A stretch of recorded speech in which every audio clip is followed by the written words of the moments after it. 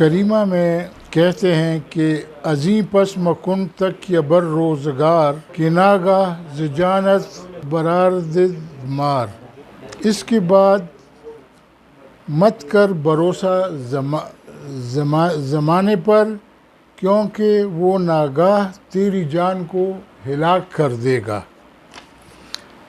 اس شعر کا حاصل یہ ہے کہ جب تمہیں ماسبق یہ معلوم کر چکے ہو کہ کسی کا کچھ حال ہے اور کسی کا کچھ، اور یہ سب اللہ تعالیٰ ہی کے حکم و اختیار سے ہے، پس اللہ تعالیٰ پر بھروسہ رکھو اور زمانے اور مخلوق پر اعتماد نہ کرو۔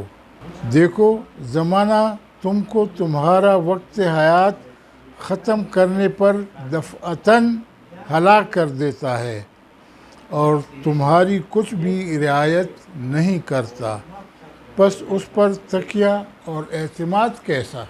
مکن تک یا بر لشکرِ بے عدد کہ شاید ز نصرت نیابی مدد۔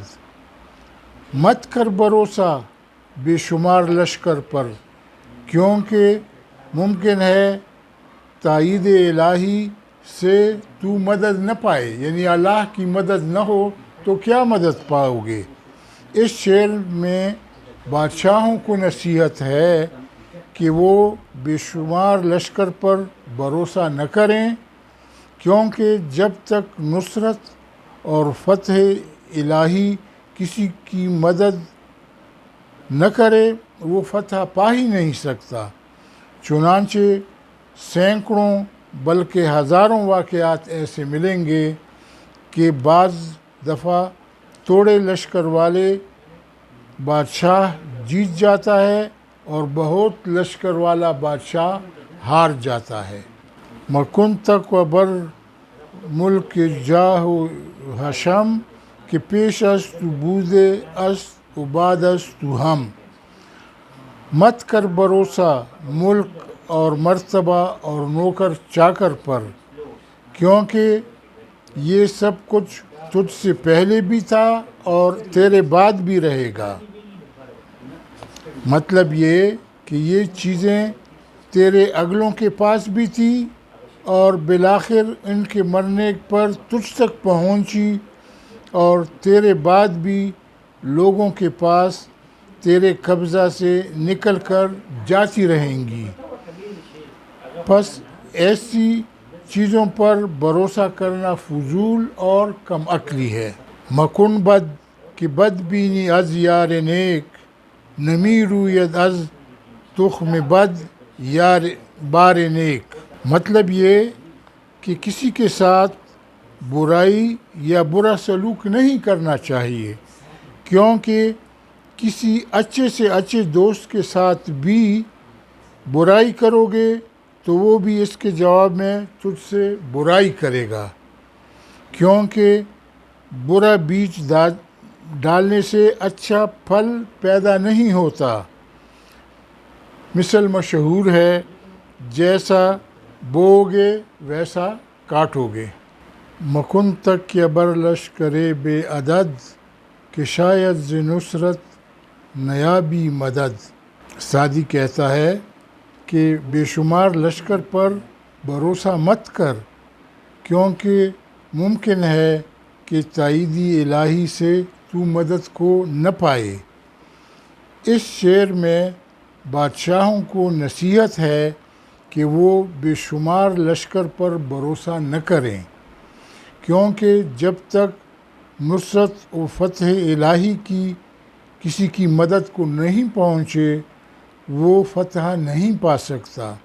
چنانچہ سینکڑوں بلکہ ہزاروں واقعات ایسے ملیں گے کہ بعض دفعہ تھوڑے لشکر والا بادشاہ جیت گیا ہے اور بہت لشکروں والا بادشاہ ہار گیا ہے۔ مکن تک یا بر ملک جاہ و حشم کہ پیش است بود است و بعد است ہم۔ مت کر بھروسہ ملک اور مرتبہ اور نوکر چاکر پر، کیونکہ یہ سب تجھ سے پہلے بھی ہوا ہے اور تیرے بعد بھی ہوتا رہے گا۔ مطلب یہ ہے کہ یہ چیزیں تیرے اگلوں کے پاس بھی تھی اور بالآخر ان کے مرنے تک تجھ تک پہنچی، اور تیرے بعد بھی لوگوں کے پاس تیرے قبضہ سے نکل کر جاتی رہیں گی۔ پس ایسی چیزوں پر بھروسہ کرنا فضول اور کمکلی ہے۔ بسا بادشاہاں سلطان نشان، بسا پہلوانان کشور ستان۔ بہت سے بادشاہ غلبہ کا نشانہ رکھنے والے، بہت سے بہادر ملک کے چھین لینے والے۔ اس شعر اور اس کے بعد والے اشعار کا مطلب اس شعر کہ کردند پیراہن عمر چاک، کشیدند سرور گریبان خاک سے تعلق ہے۔ اور وہ آگے والا دوسرا شعر یہ ہے، بسا تند گرداں لشکر شکن، بسا شیر مردان شمشیر زن۔ بہت سے سخت پہلوان لشکر کو شکست دینے والے، بہت سے بہادر آدمی تلوار کے مارنے والے، کہ بہت سے لوگ سخت و غضبناک لشکر شکن، لشکر کو توڑنے والے، مراد اس سے بہادر آدمی ہے۔ بسا ماہ رویان شمشاد قد، بسا نازنینان خورشید خد۔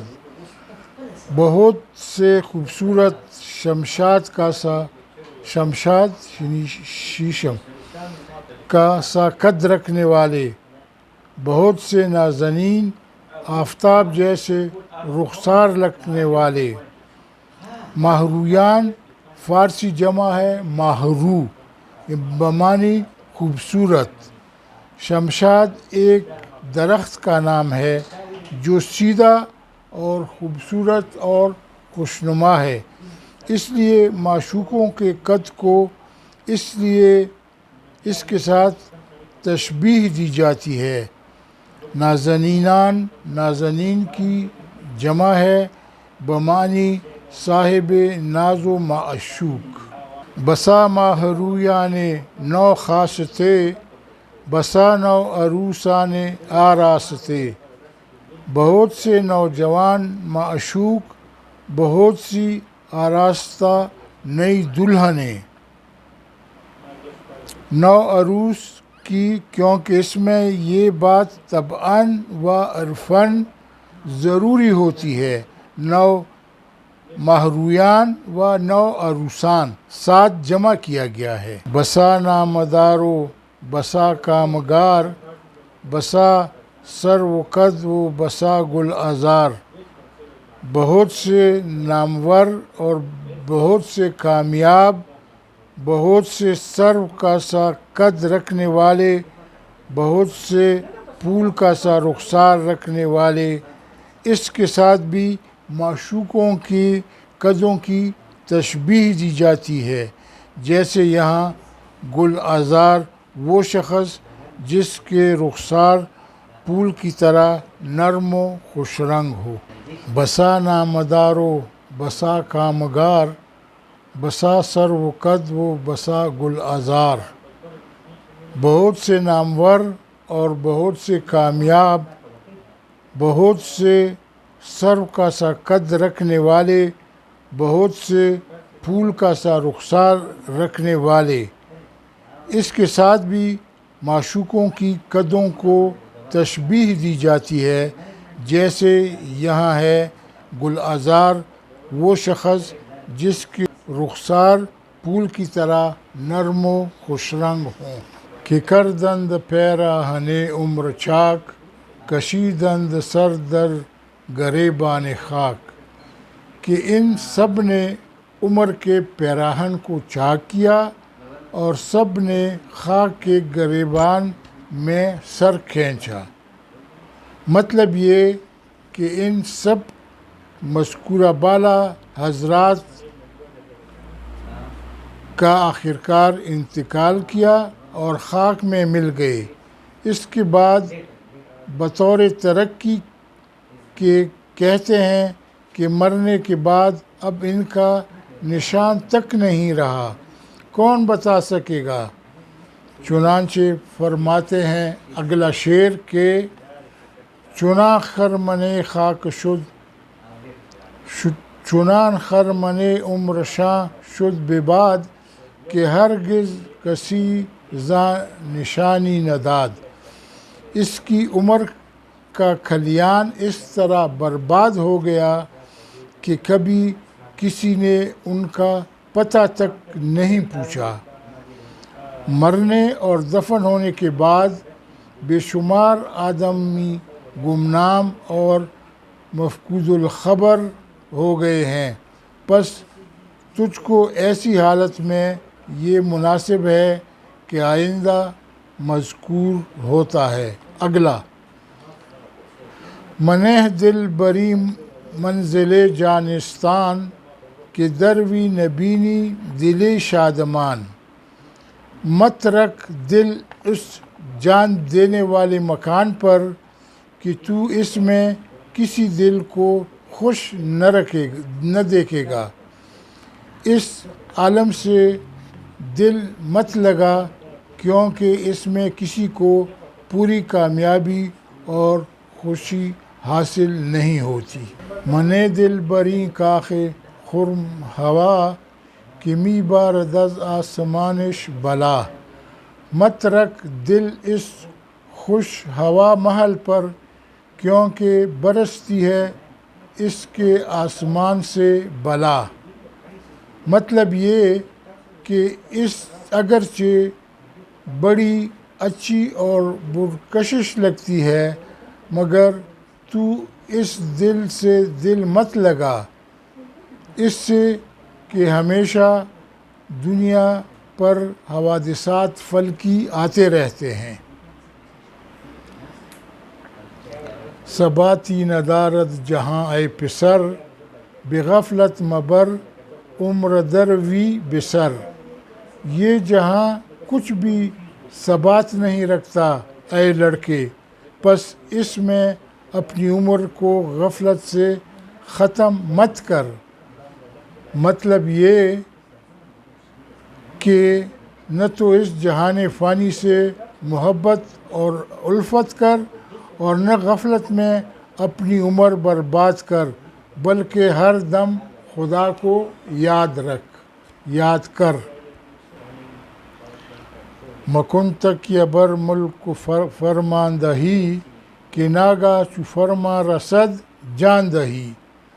مت کر بھروسہ ملک اور حکومت پر کیونکہ دفعتاً جس وقت خدا کا حکم پہنچے گا تو مر جائے گا۔